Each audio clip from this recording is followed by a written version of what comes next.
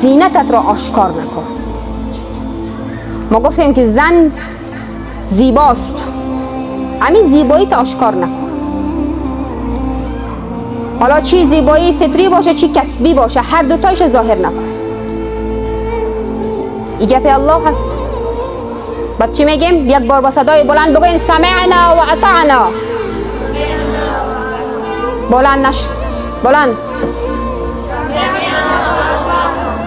نشد، بلندتر.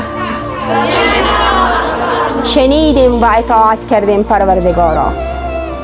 ولا یدنین زینتهن، زینتت را آشکار نکن.